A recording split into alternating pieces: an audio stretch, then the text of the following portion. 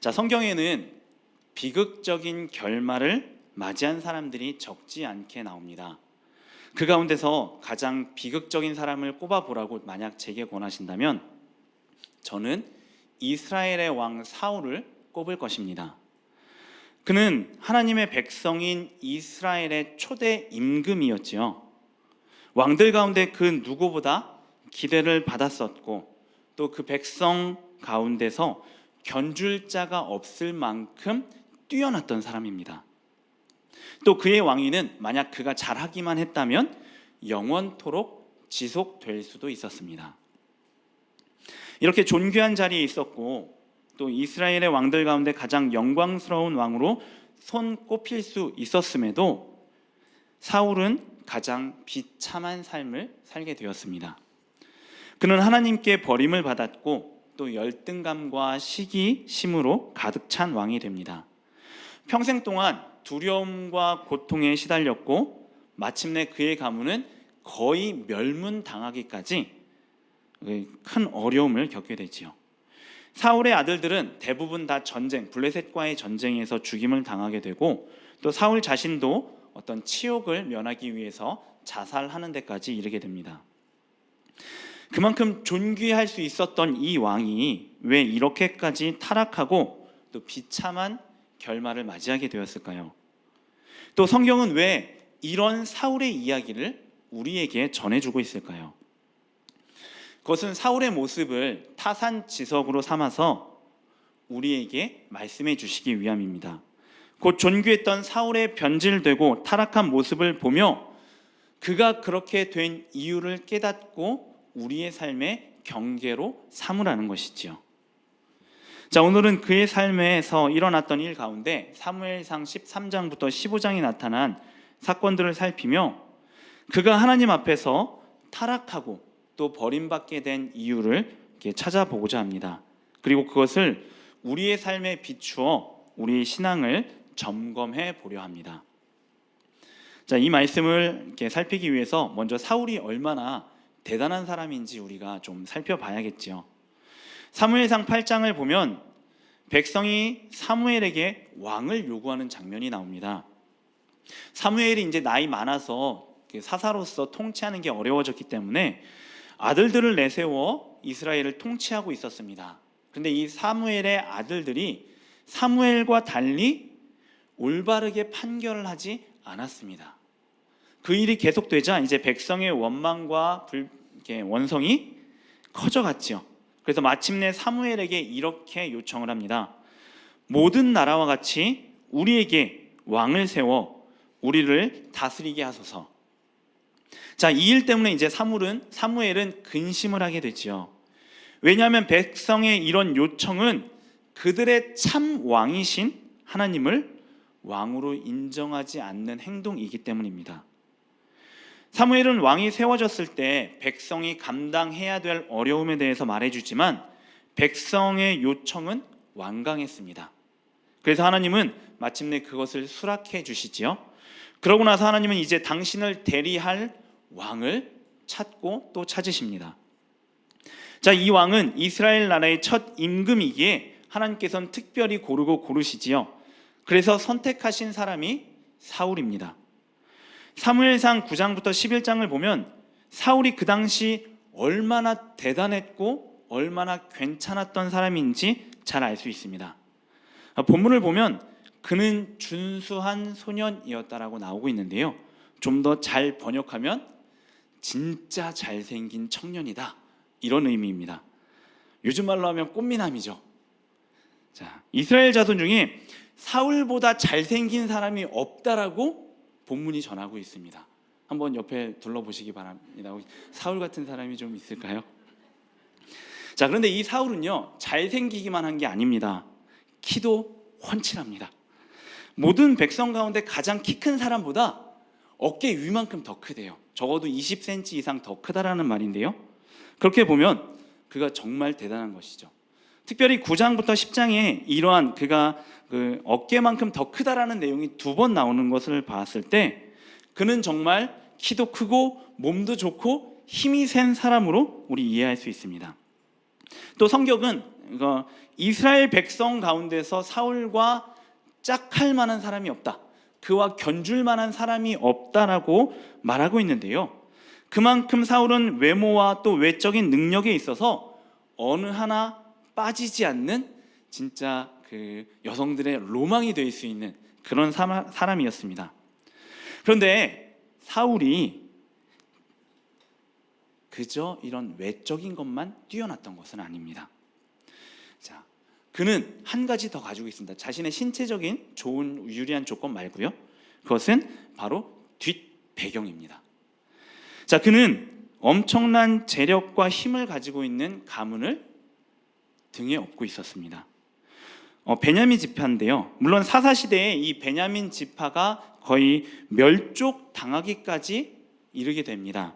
그러나 시간이 흘러 베냐민 지파는 잘 회복되었고 사울의 가문은 그 지파 가운데서도 큰 비중을 차지하게 되었습니다.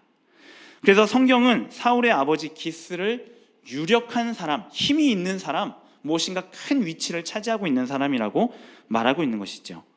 자, 이것을 볼 때 사울은 본인 스스로도 대단하지만 그 배경도 엄청나다는 것을 알 수 있습니다.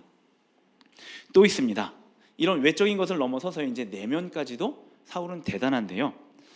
사무엘이 사울을 만나서 이제 하나님의 말씀을 전하게 되지요. 하나님께서 너를 왕으로 세우실 것이다.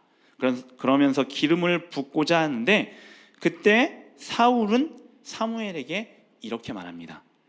나는 이스라엘 지파의 가장 작은 지파 베냐민 사람이 아니니까 또 나의 가족은 베냐민 지파 모든 가족 중에 가장 미약하지 아니하니까 당신이 어찌하여 내게 이같이 말씀하시나이까.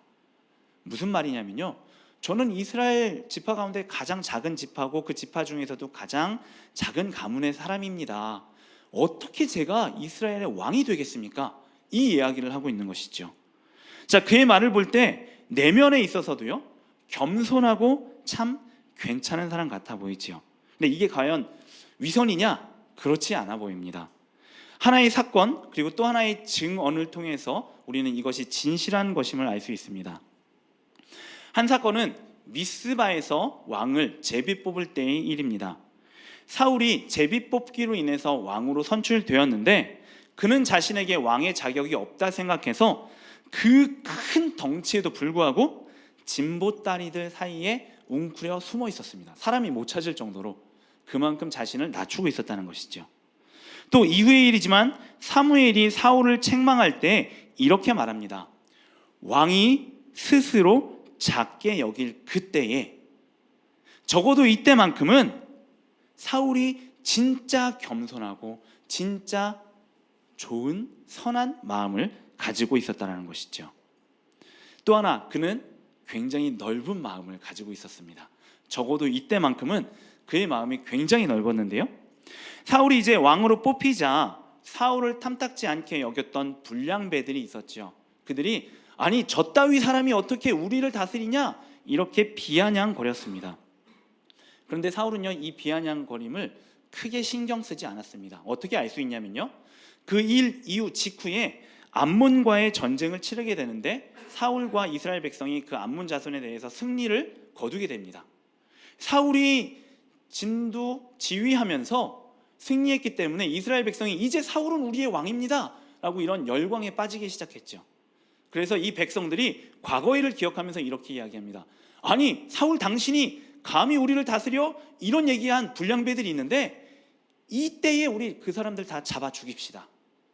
이렇게 사울에게 제안을 하죠. 사울은요 그래서는 안 된다고, 이날은 하나님께서 우리에게 구원을 베풀어 주신 날이니 절대 사람을 죽여서는 안 된다라고 이야기합니다. 자, 보복하지 않는 거죠. 정말 넓은 마음을 가지고 있었던 사울입니다. 자, 이 모든 모습을 볼 때 사울은 왕이 될 자격을 모두 갖춘 사람으로 보입니다. 자, 그런데 참 이상하게도요, 그는 왕이 된 이후에 나쁘게 바뀌기 시작합니다. 자, 나쁘게 바뀐 첫 번째 모습을 우리는 사무엘상 13장 9절, 오늘 우리가 읽었는데요, 이 본문에서 찾아볼 수 있습니다. 사울이 블레셋과의 전투를 앞두고 있는데 블레셋의 군세를 본 이스라엘 백성이 이제 두려워 떨기 시작합니다. 심지어 타령까지 서슴지 않았습니다. 자, 사울은 그것을 보며 사무엘이 오기로 한 이래를 기다리고 있었지요. 앞서 사무엘이 일주일 기다려라, 내가 올게라고 약속을 했기 때문입니다. 문제는 그 일주일이 지났음에도 아직 사울이 도착하지 않았다는 것입니다. 자, 사무엘의 도착이 지연됨에 따라 백성의 타령은 계속되었습니다. 자, 그것을 보면서 이제 사울이 조바심을 내기 시작했죠. 그리고 마침내 더 참지 못하고 스스로 번제와 화목제를 드리는 범죄를 행합니다. 자, 이것이 범죄가 되는 이유가 있습니다. 고대에는 아주 특별한 경우를 제외하고는 왕이 스스로 제사를 드릴 수 없었습니다. 그러니 사울은 하나님께 스스로 제사를 드려서는 안 되었습니다. 그럼에도 그는 제사를 드렸던 것이지요. 이게 범죄가 됩니다.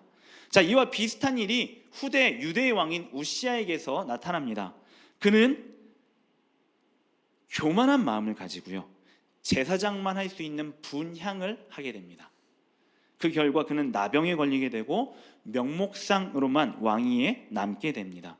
자, 우시아가 분향에 있어서 월권함으로 범죄한 것처럼 사울 또한 제사에 있어서 월권의 범죄를 저질렀다는 것이죠. 자, 그런데 이 본문을 면밀히 살펴보면 사울이 범한 더 큰 죄가 있습니다. 그것은 제사의 목적이 하나님이 아니었다는 것입니다. 자, 그가 이 제사를 왜 드렸을까요?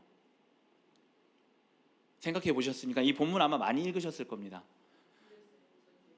블레셋 전쟁에서 승리하기 위해서, 하나님의 도우심을 간구하기 위해서, 우리가 이렇게 짐작을 할 수 있는데요, 본문 전체적인 흐름과 군데군데 나오는 내용을 보면 그렇게 이해할 수가 없습니다. 그는 하나님께 영광 돌리고 하나님께 예배하고 하나님의 도우심을 구하기 위해 제사를 드렸다라기보다는 이 제사라는 방법과 수단을 이용해서요, 백성이 타령하는 것을 막고자 했던 것입니다. 자, 무슨 말이냐면요, 하나님이 나와 함께 계시는 거야, 그러니까 너희는 떠나지 말고 나하고 붙어 있어야 돼, 이 이야기를 제사라는 수단과 방법을 통해서 이루고자 했다는 것이죠. 자, 그래서 본문 8절 마지막에 보면요, 백성이 사울에게서 흩어지는지라 라는 말씀이 나오고 있고요, 또 13장과 14장에 지속적으로 사울과 함께한 백성이 매우 적음을 언급하고 있습니다.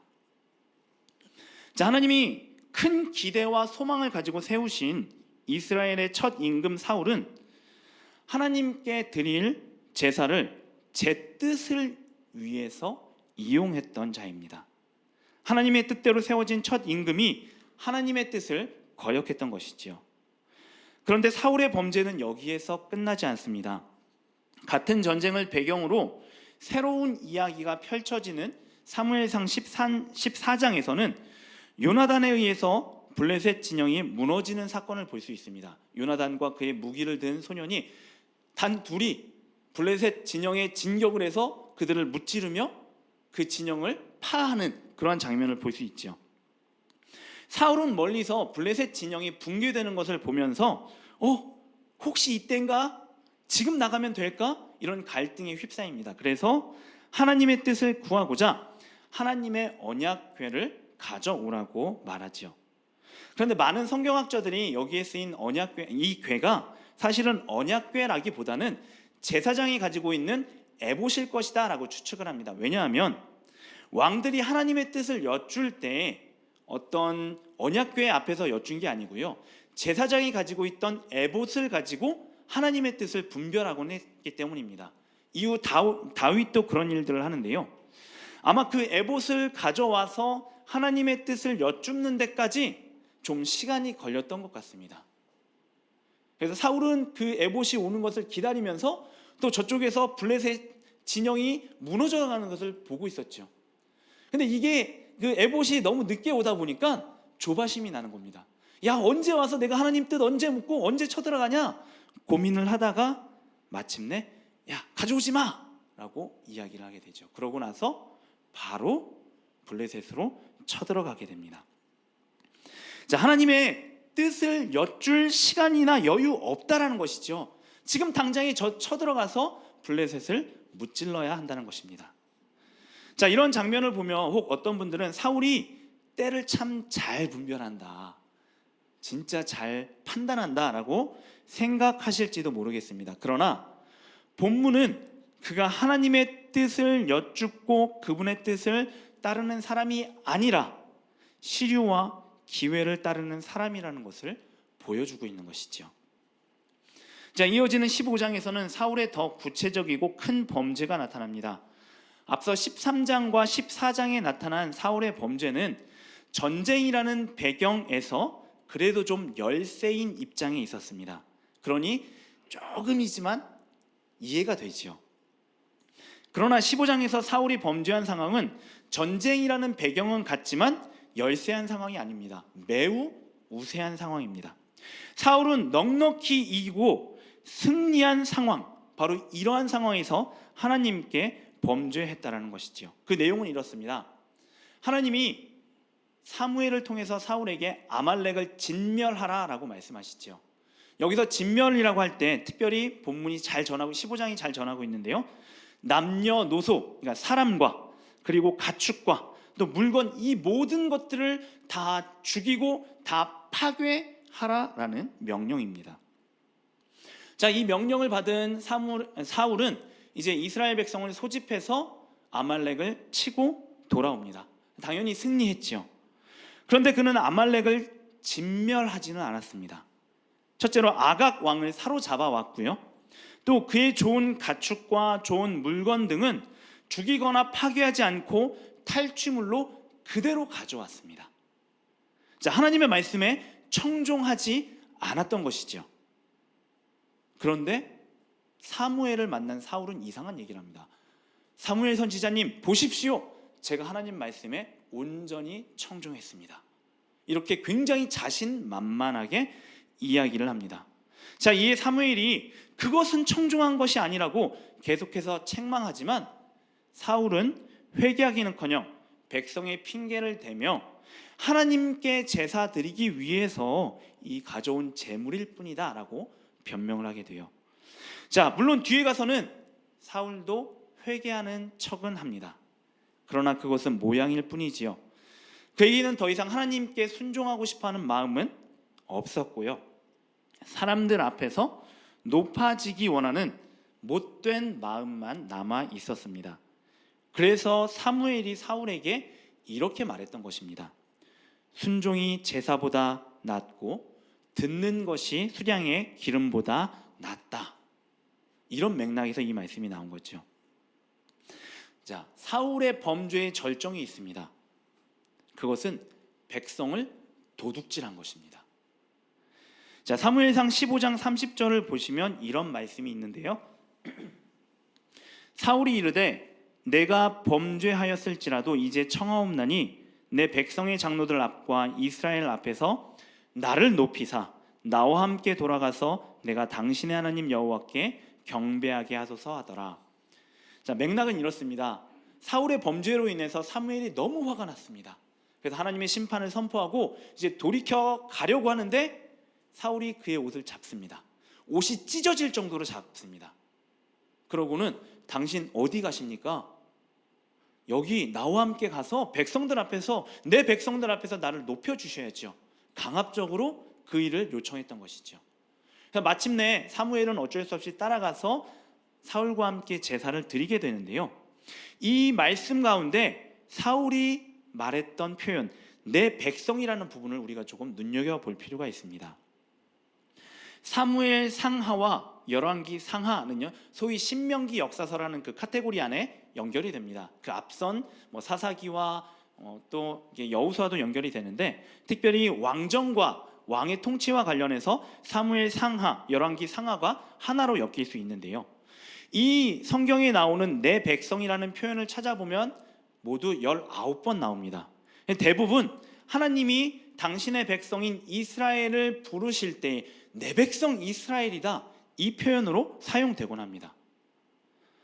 자, 이 말은요, 어떤 의미가 있냐면 이스라엘에 인간 왕이 있다 하더라도 이스라엘 백성은 하나님께 속한 백성이지 인간 왕에게 속한 백성은 아니라는 것을 우리에게 알려줍니다. 자, 그런데 사울은 이스라엘을 향해 내 백성이라고 말하고 있습니다. 물론 사울 이외에 두 왕도 이스라엘을 향해 내 백성이라는 표현을 쓰는데요. 그 한 왕은 여호사밧 왕입니다.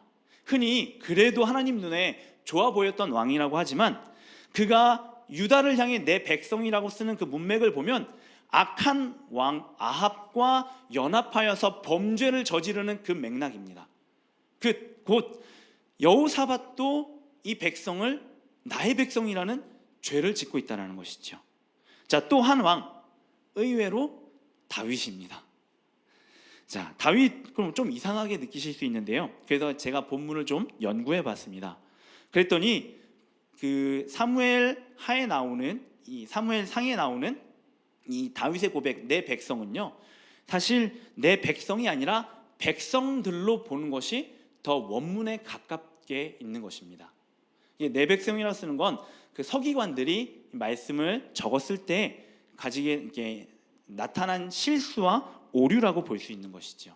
진짜는 내 백성이 아닌 백성들이라고 지칭하고 있는 것입니다. 곧 다윗은 이스라엘 백성을 향해 이것은 내 백성이다, 내 소유다라고 말한 적이 없다는 것이죠. 자, 이와 달리 사울은 이스라엘 백성을 향해 내 백성이라고 부르고 있습니다. 내 소유라고, 내 것이라고 말하면서 하나님의 백성이어야 할 이스라엘을 이제 가로채려는 시도를 하고 있는 것이죠. 자, 사울의 이런 범죄들, 이런 모습들을 보면 우리는 좀 궁금증을 가지게 되죠. 도대체 사울에게 어떤 문제가 있었기에 이렇게까지 바뀔 수 있을까? 왜 이런 범죄를 저질렀을까? 왕이 되기 전에 그의 모습은 정말 완벽해 보였는데 왕이 된 후에는 왜 이렇게 변질되고 악한 모습을 가지게 되었을까? 본문을 연구하고 읽으면서 저는 그 이유를 이렇게 생각했습니다. 자, 사울은 하나님을 믿지 않았고요, 사람을 믿었습니다. 바로 이것이 사울이 범죄하게 된 이유입니다. 자, 여기서 믿는다라는 말을 조금 설명할 필요가 있는데요, 오늘 설교 제목과 연관이 됩니다. 자, 오늘 설교 제목이 이제 화면에 떠 있지요. 예, 낯선 단어입니다. 혹 아시는 분도 계실 텐데요. 나는 하나님을 믿습니다라는 의미의 라틴어입니다. 이거는 이제 크레도인 데움이라고 읽는데요. 여기서 사용된 나는 믿습니다라는 의미를 지닌 크레도라는 단어는 두 단어로 이루어진 합성어입니다.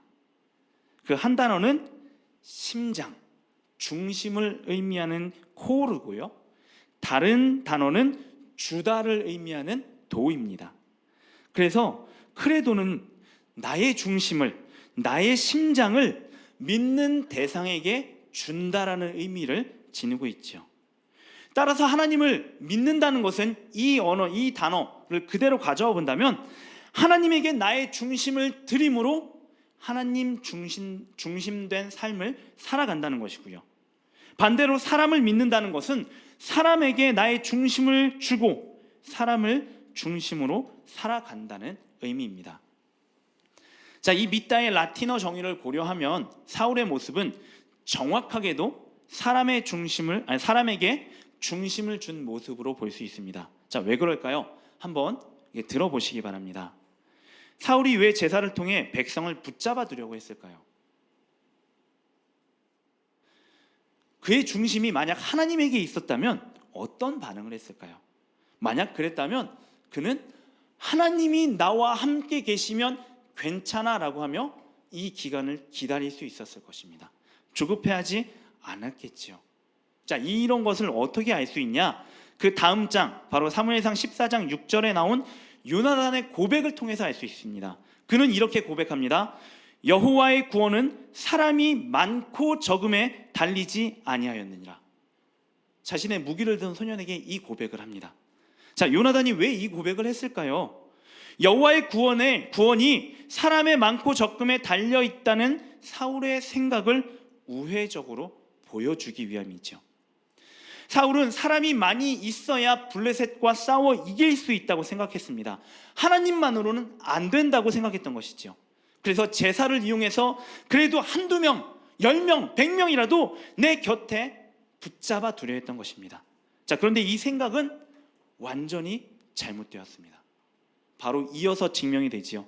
14장을 보면 요나단은 그의 무기를 든 소년과 함께 단 둘이 블레셋 진영으로 쳐들어갑니다. 근데 그 블레셋 진영에는요, 대충 추측해봐도 적어도 2만 명 이상이 있었을 것으로 보입니다. 자, 2대 2만 전쟁을 한다. 가능할까요? 불가능하죠. 그냥 패배는 뭐 말하지 않아도 당연한 것입니다. 그런데 그 2명이 이깁니다. 왜 그럴까요?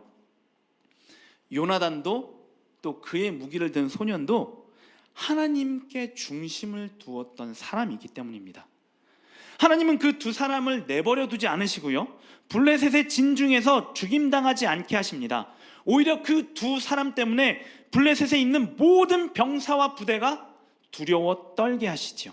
13장에서 블레셋 군대 때문에 이스라엘 백성에게 일어났던 이 사건이 14장에선 겨우 두 사람, 그러나 하나님께 중심을 두었던 이 두 사람 때문에 수만 명의 블레셋 진중에 일어나게 되었던 것입니다. 자, 이러한 장면을 볼 때에 사울은 하나님이 아닌 사람에게 중심을 두었다는 것이 너무나 분명해지지요. 이후 사건들에서도 당연히 그런 모습이 보입니다. 특별히 아말렉과의 전투에서 사울은 자신만만합니다. 물론 이 모습이 이미 전쟁을 치르고 승리한 이유기 때문에 그렇다라고 생각을 할 수도 있는데, 또 다른 이유가 있습니다. 사울이 아말렉과의 전쟁을 위해서 이스라엘 백성을 소집하는데요, 무려 21만 명이 모였다라고 합니다. 굉장히 많이 모인 숫자죠. 자, 사울에게 있어서 이 숫자만큼은요, 승리에 대한 보장과 든든함이었습니다. 눈에 보이지 않는 하나님의 도움보다 눈에 보이는 21만 명의 힘이 더욱더 크다라고 그는 생각했던 것이죠. 그러니 자신만만한 태도를 가졌던 것입니다. 또 이스라엘을 내 백성이라 부른 것에도 제 중심을 사람에게 둔 것이 잘 나타납니다. 만약 사울이 하나님께 중심을 두었다면 하나님이 나의 힘 되심을 고백했겠지요. 그러나 그런 고백은 나타나지 않습니다. 그저 사람을 찾는 장면만 나타납니다. 14장 마지막에 보면요, 사울이 블레셋과의 전투를 하기 때문에 그의 살아생전에 힘센 사람 또는 용감한 사람이 있으면 뭐 고아를 막론하고 다 불러다가 자기 부하로 삼고 싸웠다라고 합니다. 그 사람이 하나님께 중심을 두었는지 두지 않았는지는 중요하지 않다는 것이죠. 그 사람의 힘과 그의 용감함이 나의 힘이라고 생각했기 때문에 사울은 그런 백성을 모으며 자신의 힘을 키워갔던 것입니다. 그렇기 때문에요, 하나님의 백성을 도둑질할 수밖에 없는 겁니다. 하나님만 보고 있으면 내 힘이 없거든요. 내가 중심을 둠으로 이 백성을 나의 것으로 만들어야지 내 힘이 늘어난다고 사울은 생각했던 것입니다. 자, 이렇게 사울의 범한 모든 범죄의 중심에는요, 사람이 있었습니다. 그는 하나님이 세운 왕임에도 자신의 중심을 하나님께 드리고 또 하나님 중심으로 살아간 것이 아니라 사람에게 자신의 중심을 두고 사람을 중심으로 살아갔던 것입니다. 바로 이것이 사울이 범하게 된 범죄의 이유이지요. 자, 오늘 말씀을 준비하며 사울과 저를 좀 비교해 보았습니다. 그랬더니 앞쪽부터 원래 뒤에만 비교했는데요, 생각하다가 앞쪽까지 비교하니까 좀 자존감이 많이 낮아지더라고요. 사울처럼 잘생긴 것도 아니고 키가 큰 것도 아니고 배경이 든든한 것도 아닙니다. 그렇다고 뭐 마음이 넓은 것도 아니고요. 내세울 만한 것 하나 없습니다. 그럼에도 하나님은 우리 모두를 왕같은 제사장으로 부르신 것처럼 저 또한 왕같은 제사장으로, 또 목회자로, 또 하나님을 믿는 사람으로 불러주셨죠. 그러니 저도 하나님을 믿는다 고백하며 하나님께만 중심을 두어야 될 사람입니다. 그런데 제 실제적인 삶을 보면 하나님께 중심을 두기보단 어떤 문제를 해결할 수 있는 표면적인 것들에 더 중심을 두는 경우를 종종 봅니다. 때론 그것이 돈이 되기도 하고요, 사람이 되기도 합니다. 제가 가진 실력이 되기도 하고 제가 가진 자리나 관계가 되기도 하죠. 제 이런 모습을 돌이켜보며 참 부끄러웠고요. 또 하나님과 성도님들 앞에 참 죄송했습니다. 그런데 이런 문제가 저만의 문제일까요? 어쩌면 우리의 문제는 아닐까요? 한번 자신의 삶을 기억해 보시기 바랍니다.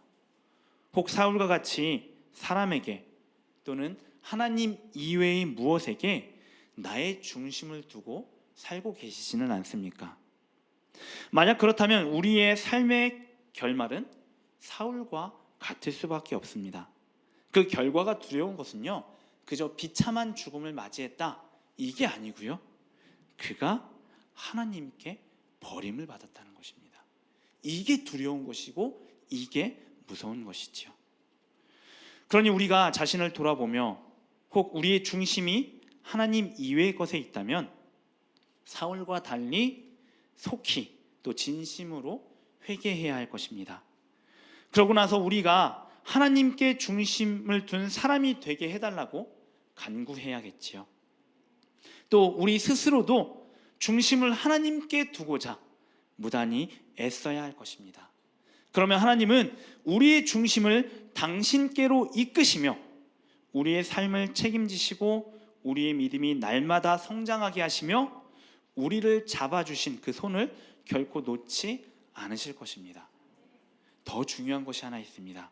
그것은요, 우리가 하나님께 마음을, 그 중심을 드릴 때에 하나님은 당신께 드려진 우리의 마음을, 우리 중심을 받으사 그 마음을 하나님 마음과 똑같이 되게 해주신다는 겁니다. 본문에 그게 나오거든요.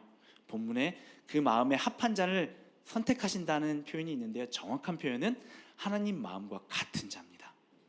우리가 드릴 때 우리의 마음이 하나님의 마음으로 변화된다는 것이지요. 자, 그러니 우리가 이 하나님의 마음과 뜻을 기억해야 할 것입니다. 바로 이러한 뜻과 마음을 우리에게 주시기 위해서 이 사울의 사건과 이야기들을 성경을 통해서 우리에게 전해주고 계신 것이지요. 우리의 삶에서 만나는 많은 문제들 있을 것입니다. 그리고 실제적으로 그 문제를 해결할 방법들이 우리 눈에 보일지도 모릅니다. 내가 가진 돈 푼다면, 내가 가진 저 사람을 내가 도와달라고, 그에게 도와달라고 요청한다면, 그래도 내가 이만큼 했는데 내 실력이 있으면 이거 다 해결할 수 있을 거야. 그런 마음을 먹을 수 있지만 적어도 우리가 왕 같은 제사장이라면 하나님 중심으로 하나님께 맡기는 삶을 살아야 할 것입니다. 이 시간 그런 기대와 소망을 가지고요, 우리가 함께 기도하고자 합니다.